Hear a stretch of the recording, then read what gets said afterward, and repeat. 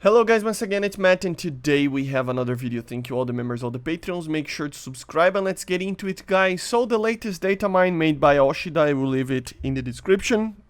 I just revealed that Gaijin actually changed a little bit of the American missile. So yeah, the M54A and C variants, they now pull less AOA on the fins. What does this mean, guys? Well, it means that the missile is actually changing the amount of turn, that the fins of the missile can actually pull.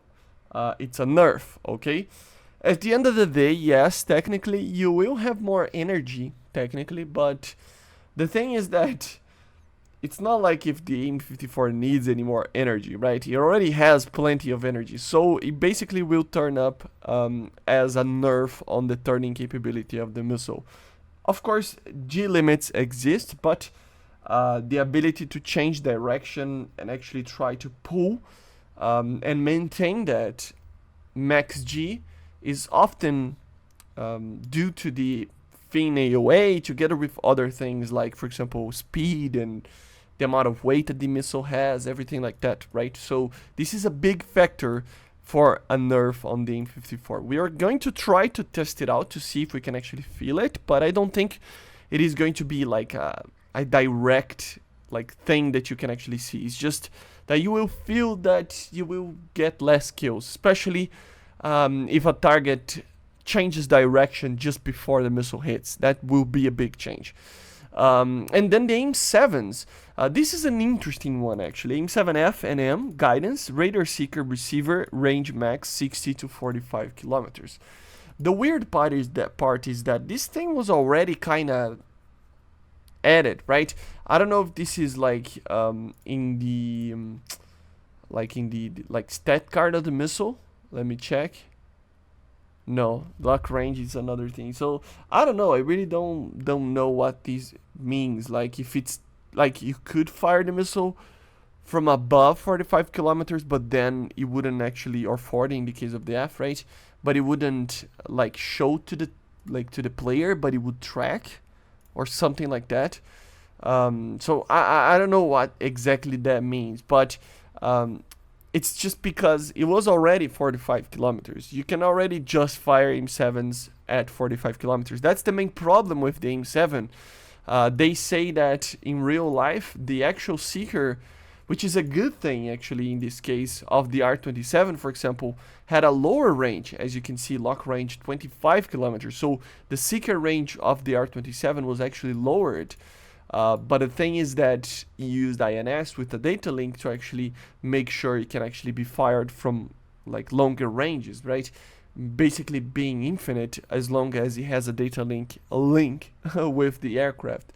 While the Sparrow doesn't have that, right? So it needs this more powerful seeker to actually be able to like try to lock and go to targets that are further away, right? So it's kind of weird. It really is, but it is, and it was already. So at the end of the day, we're going to test it out with the F-14B over here. But at the end of the day, it feels like it is a nerf for the AIM-54, but the AIM-7, it's kind of the same. It's kind of the same. It doesn't change much in theory, at least, right? So we're going to take off over here and try to fire the AIM-54 first to see if we can actually see the difference in turning capability. And then, of course, I'm gonna show to you guys about this Sparrow. But again, the Sparrow was already at 45 kilometers. Maybe it's just something inside the game code that changes something there. But at the end of the day, it was already that, right? So let's just get a lock. And let me just fire on a counter kind of way over here. And I don't know if you will feel the missile turning less. I mean, it does feel a little bit, right? It's turning really slowly, see? So I don't know. I mean, it was made to miss. I just wanted to show to you guys how much it's actually turning. But it's just like, it is a nerf on the AIM-54, that's for sure, right? Let's try again over here.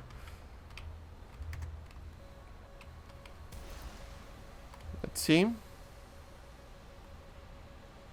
I mean, it's trying to turn, and of course I'm very slow, so it's trying to get speed, you know, because once the missile is very slow, it cannot turn very well as well.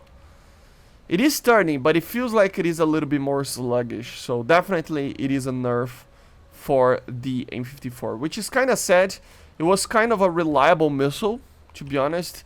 Like, kinda. It's not an R27 or a Sparrow in a normal match, but you can get kills with it. So yeah, let me get some altitude and distance, and we're going to try to lock on that MiG-15 just to show to you guys the limitation of the Sparrow. But I already did plenty of videos showing it, so it's nothing new.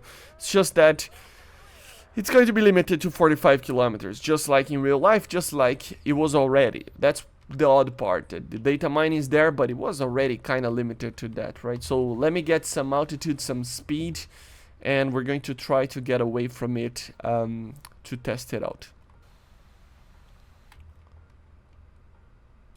Here we go. We are on the return to battlefield side of the map, as you see. Let me try to get a lock on him. It might be difficult because he's on a side aspect over here. Yeah, I got him. So the thing is that what you're going to see, it's basically that, right? Apart, like above 45 kilometers, it will not have the second red circle there. Of course, he's kinda in a, like, see there? He was kinda in a side position, but once he gets to the 45 kilometer mark, you will be able to get a proper shot. So making the missile actually be able to track the target, right? So it's something that you have to bear in mind. But again, it's something that was already added to the game. I don't know what's the difference now, but like, just bear that in mind, that it cannot be fired above. I mean, you can fire, but it will just self-explode after a while if it doesn't get the return. Of course, now with the buff that it's actually getting a lot more time on to actually be able to you know, lose the target and reacquire, you might actually get into range and actually be able to track the target. But it's kind of a what if situation. It can be done, but it's not like an R27. So yeah, not that it's very healthy to be firing missiles like the Sparrow at 45 kilometers anyway, right? But still, it's something to bear that in mind. But yeah, guys, the other things in the data mine, nothing too big there, but yeah, there are some other things. As I said, I left in the description. Make sure to subscribe. I have a secondary channel for GTA and stuff. Make sure to subscribe to that, and I see you guys on the next one. So yeah, subscribe and bye. See ya.